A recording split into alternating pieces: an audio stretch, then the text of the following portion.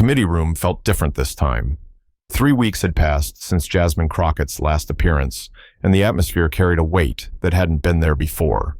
The usual pre-hearing chatter was muted, replaced by the kind of careful silence that follows when everyone knows something important is about to unfold. Speaker Mike Johnson entered through the side door, his usual confident stride replaced by something more measured. He took his seat at the head of the table, adjusted his tie, and glanced around the room. The press gallery, usually half empty for budget oversight sessions, was packed. Cameras lined the back wall like sentinels. Today's session, Johnson began, his voice carrying its familiar authority, is focused on infrastructure spending accountability. We're here to examine the allocation of federal funds for critical transportation projects across multiple states. He paused, letting his words settle. This is serious business. American taxpayers deserve transparency in how their money is spent on roads, bridges, and public safety initiatives. A few committee members nodded. The familiar rhythm of political theater was beginning, but something felt rehearsed, almost defensive. Johnson's prepared remarks seemed longer than usual, more detailed, as if he was building a wall of words before anyone else could speak. Now, he continued, we have testimony from various department heads, project managers, and oversight officials. This is about facts, not speculation. About documented need, not political gamesmanship. Representative Jasmine Crockett sat 3 seats down from the center, her hands folded, listening. She didn't look at Johnson. She didn't look at the cameras.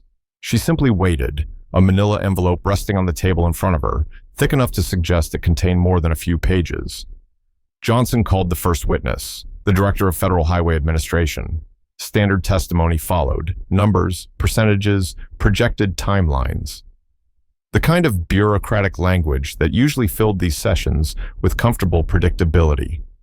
Then came the Transportation Security Administration representative discussing enhanced safety protocols for federal infrastructure projects. More numbers, more projections, more reassurance that everything was being handled appropriately. But as the testimony continued, Crockett remained still. She didn't take notes. She didn't whisper to her staff.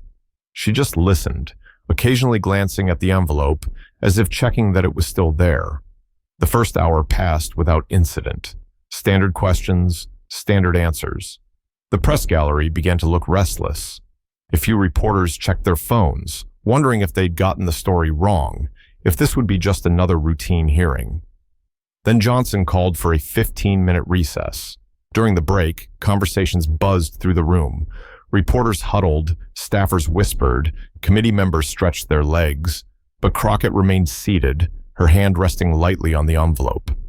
A young staffer approached her. Representative Crockett, do you need anything during the break? She looked up, smiled quietly. No, thank you. I'm just waiting for the right moment. When the session resumed, Johnson called for additional testimony on emergency infrastructure spending. The witness was a regional administrator who had overseen several high-priority projects across the Southeast. In fiscal year 2023, the administrator began, we allocated emergency funds for critical infrastructure repairs in Louisiana, Mississippi, and Alabama. These were time-sensitive projects that required immediate attention. Johnson nodded approvingly. And these allocations followed proper protocols? Absolutely, Mr. Speaker. Every dollar was documented, every project was vetted, every expenditure was justified by documented need. Excellent. That's exactly the kind of fiscal responsibility we need to see. The administrator continued his testimony, detailing various projects, their costs, their timelines, standard presentation, standard approval from the committee leadership. But then something shifted. Crockett's hand moved to the envelope. She didn't open it yet, but the gesture was enough. Several committee members noticed. The press gallery sharpened their focus. Johnson must have sensed it too, because he leaned forward slightly. Unless there are any questions for this witness, we'll move to the next item on the agenda. Crockett didn't raise her hand. She didn't clear her throat.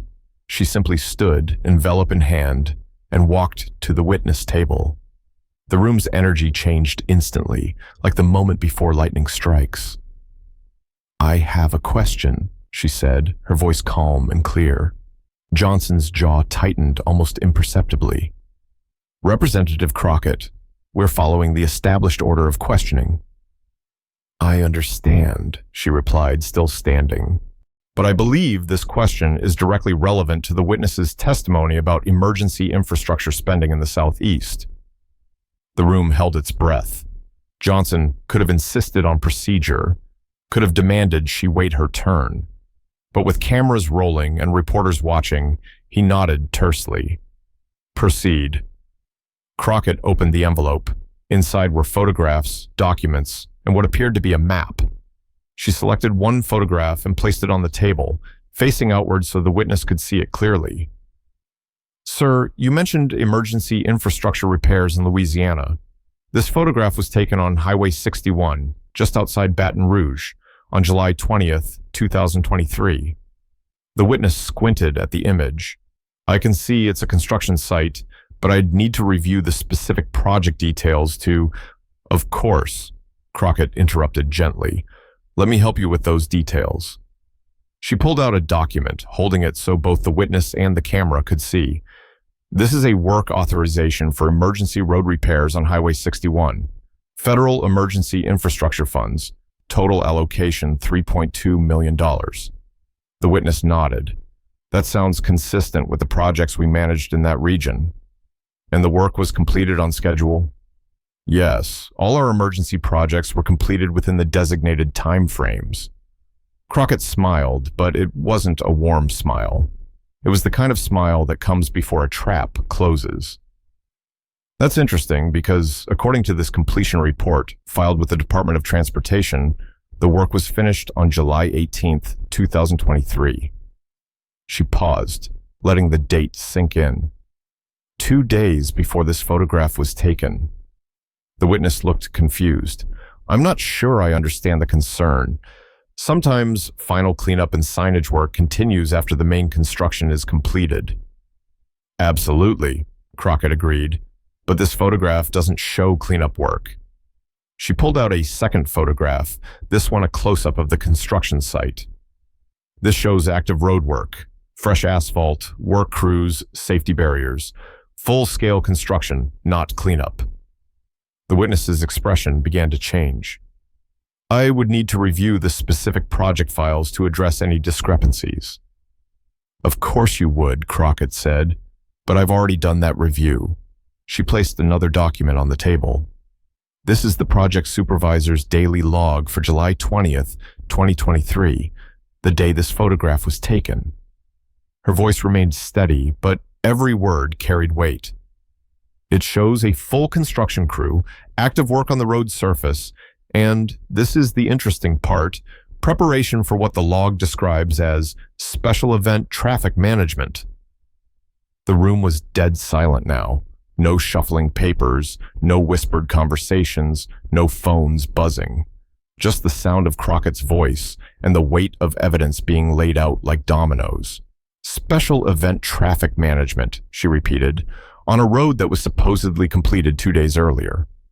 She looked directly at the witness. What kind of special event would require additional road work after a project was officially completed? The witness stammered. I would need to consult with the project managers to understand the specific circumstances." "Let me save you the trouble, Crockett, Crockett said, reaching for another document. "This is a permit application filed with the Louisiana Department of Transportation for a temporary road closure on Highway 61. Date of event, July 21st, 2023. She held up the permit so everyone could see. Purpose of closure, political rally and town hall meeting. The silence in the room was deafening. Johnson's face had gone pale. Several committee members leaned forward, straining to see the documents. "So we have," Crockett continued, her voice never rising, never rushing, "a federal emergency infrastructure project that was officially completed on July 18th, but was actually still under construction on July 20th, in preparation for a political rally on July 21st. She looked around the room, making eye contact with several committee members. Federal emergency funds, intended for critical infrastructure repairs, being used to prepare a campaign venue. The witness was now visibly uncomfortable. Representative Crockett, I assure you that all our projects followed proper federal guidelines. If there were any irregularities, they would have been minor procedural issues that— Minor procedural issues? Crockett interrupted, her voice still calm but carrying an edge. Sir, this isn't about paperwork filing deadlines. This is about $3.2 million in federal emergency funds being used to prepare a political venue. She pulled out one final document. This is a receipt from the construction company. It shows additional work performed on July 20th, including event preparation and traffic flow optimization for anticipated large crowds. The witness had no answer. Johnson was gripping his pen so tightly his knuckles had gone white. Mr. Speaker, Crockett said, finally turning to address Johnson directly, this rally on July 21st, that was your town hall meeting, wasn't it? The question hung in the air like smoke. Johnson's mouth opened, but no words came out. He looked around the room, perhaps hoping someone would object, someone would call for order, someone would save him from having to answer, but no one spoke. Even his allies on the committee seemed frozen, uncertain how to respond to evidence that was laid out so methodically, so undeniably. Mr. Speaker, Crockett prompted, her voice gentle but insistent. Johnson finally found his voice. Representative Crockett, I have attended many public events across my district. I can't be expected to know the details of every infrastructure project but you can be expected to know when federal emergency funds are being used to prepare venues for your political events, Crockett interrupted, especially when you signed the authorization for those funds. She placed one more document on the table. This is the emergency fund authorization for the Highway 61 project.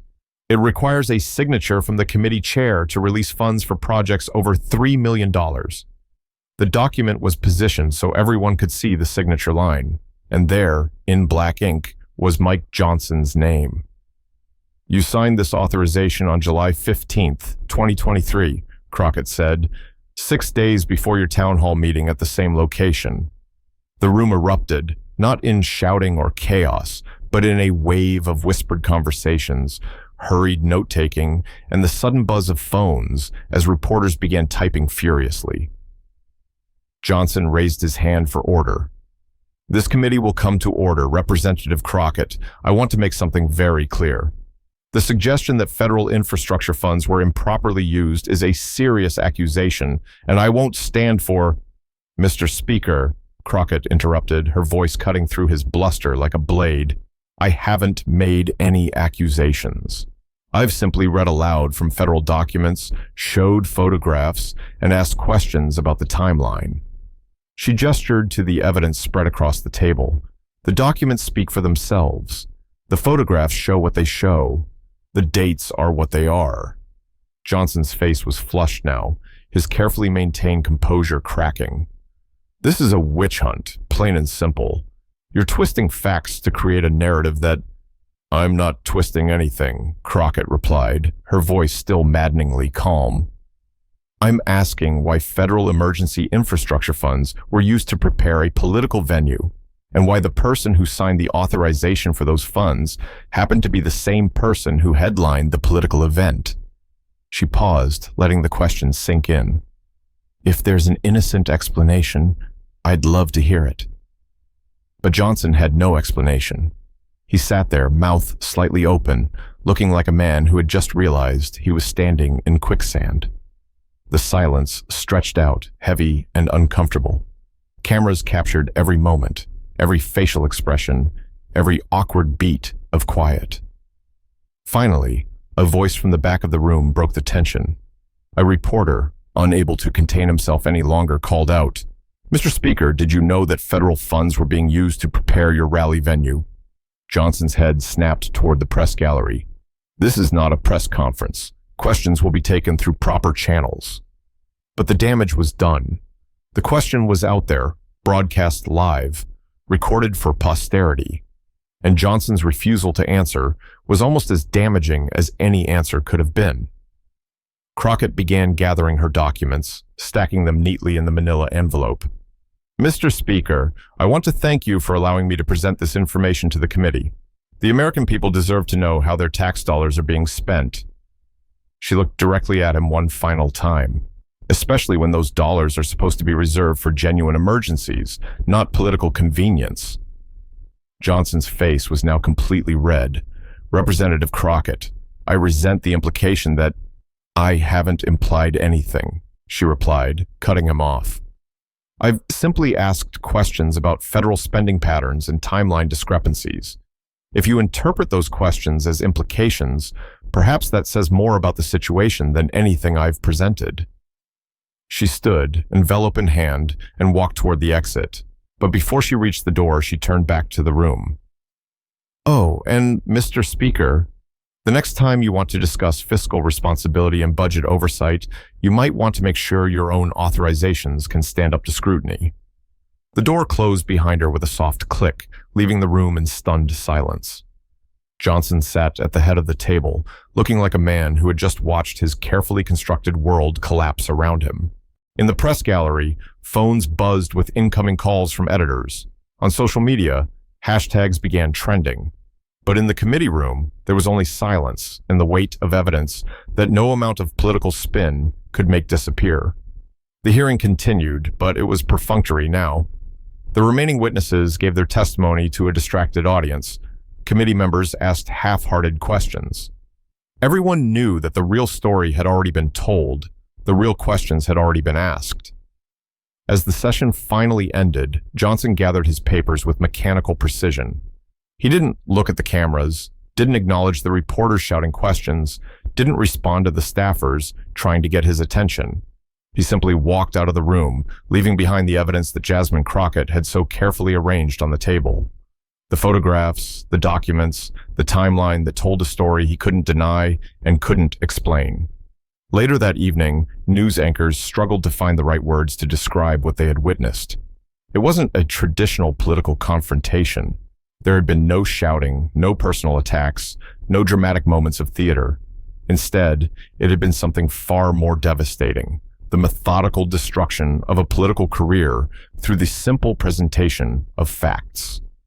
The kind of careful, surgical dismantling that leaves no room for counter-argument, no space for spin, no opportunity for recovery. Within hours, the story had spread across every major news network. The footage of Crockett's presentation played on loop, each replay making Johnson's situation look worse. Political commentators called it a masterclass in congressional oversight. Social media exploded with praise for Crockett's preparation and precision. But in the halls of Congress, the reaction was more complex. Johnson's allies scrambled to craft a response. But how do you defend against documents that bear your own signature? How do you explain away photographs that show exactly what they appear to show? Representative Tom Bradley, one of Johnson's closest allies on the committee, called an emergency meeting with the Speaker's staff. The conference room in Johnson's office felt like a war room, with papers scattered across the table and worried faces around it. We need to get ahead of this, Bradley said, pacing back and forth. The media is going to run with this story for weeks if we don't have a response. Johnson sat at the head of the table, his usually pristine appearance slightly disheveled. His tie was loosened, his jacket hung over the back of his chair, and his hair looked like he'd been running his hands through it. What response? He asked, his voice hollow.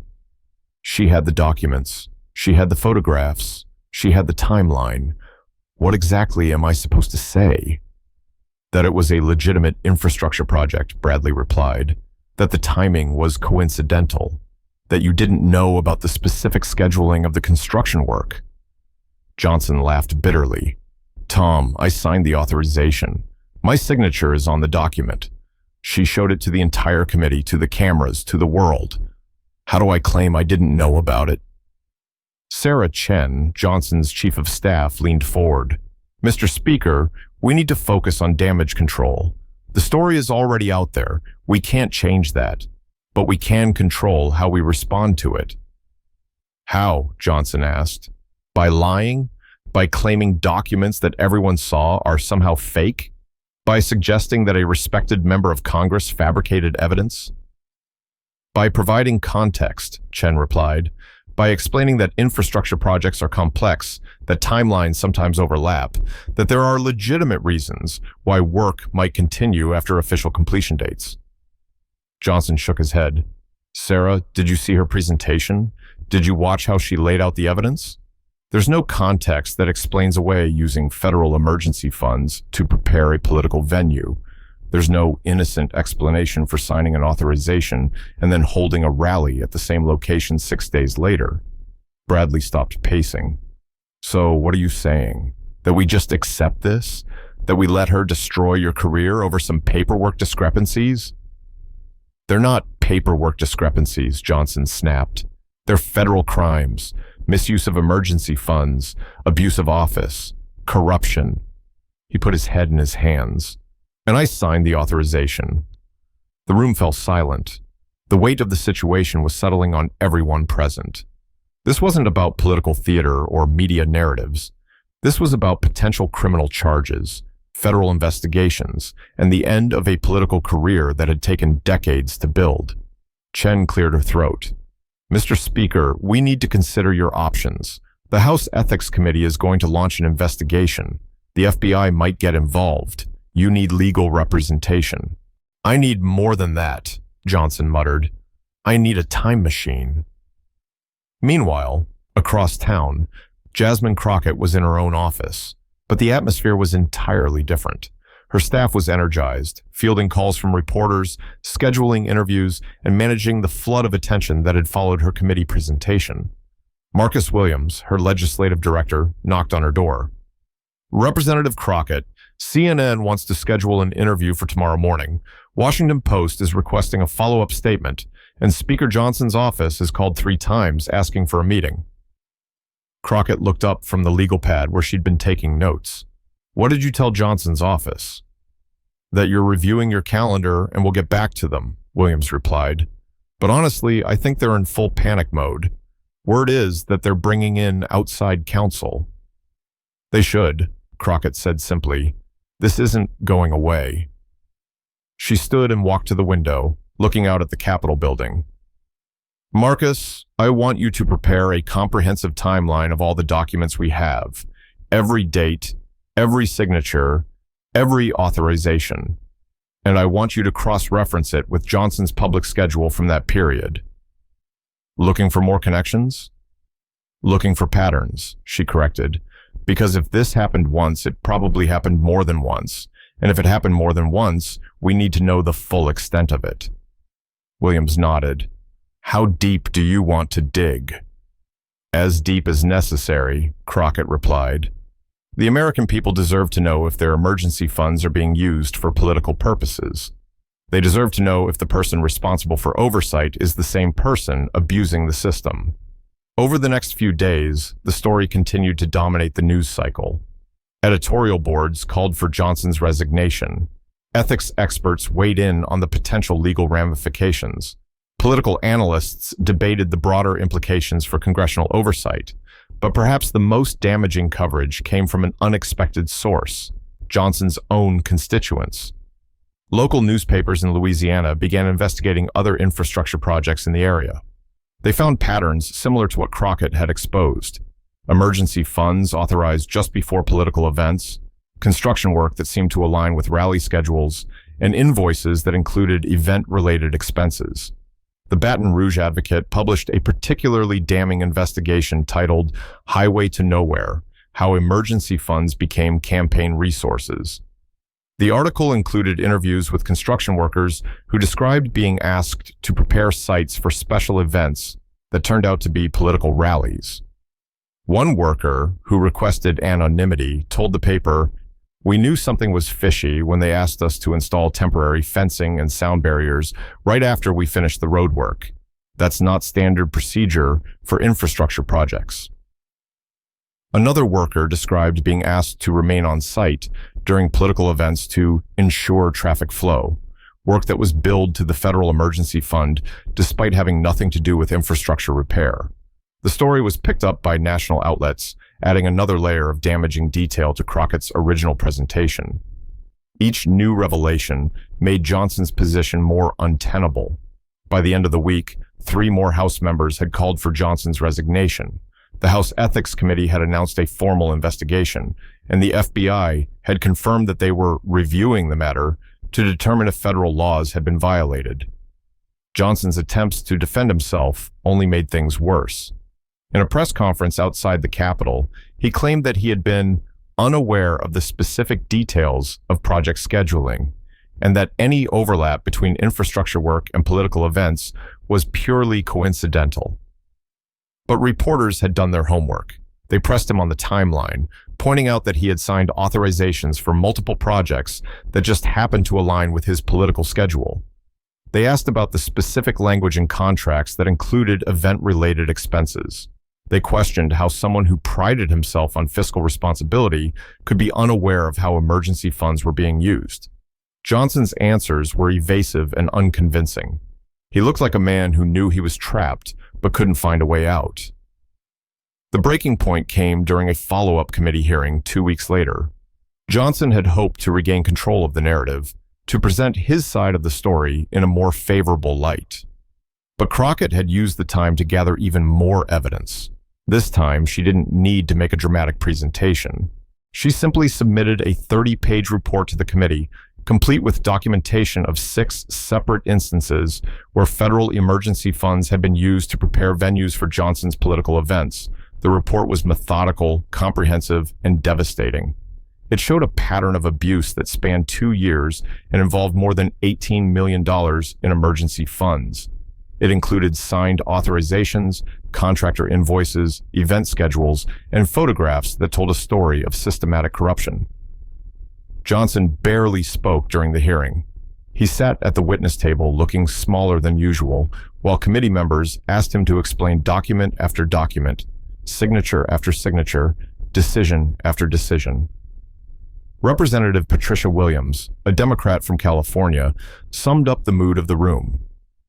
"Mr. Speaker, these aren't isolated incidents. These aren't innocent mistakes.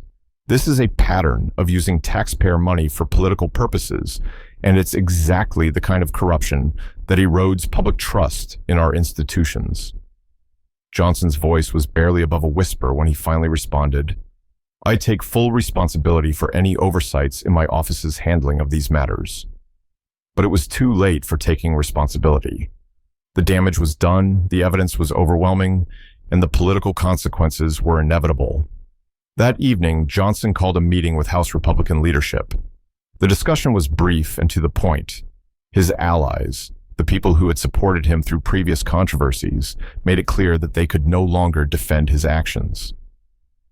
"Mike," said Representative Jennifer Walsh, the Republican conference chair, "we've looked at the evidence. We've consulted with legal counsel. We've talked to our constituents. There's no path forward that doesn't end with your resignation." Johnson nodded slowly. He had known this moment was coming since Crockett had opened that manila envelope 2 weeks earlier. He had just hoped, somehow, that he could find a way to survive it. "When?" he asked. "Tomorrow," Walsh replied. "We'll arrange for an orderly transition, but it needs to happen quickly before this gets any worse." The next morning, Johnson stood behind a podium in the Capitol, flanked by his wife and senior staff. The press room was packed, cameras positioned to capture every word, every expression, every moment of political downfall. "I am announcing today that I will resign from my position as Speaker of the House, effective immediately," he began, his voice steady despite the gravity of the moment. "I will also resign from Congress at the end of this term." He paused, looking directly into the cameras. "I want to be clear. I take full responsibility for the failures and oversight that have come to light.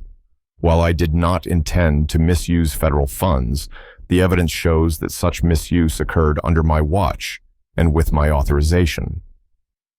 The questions from reporters were predictable but necessary. Did he break federal law? Would he cooperate with the FBI investigation?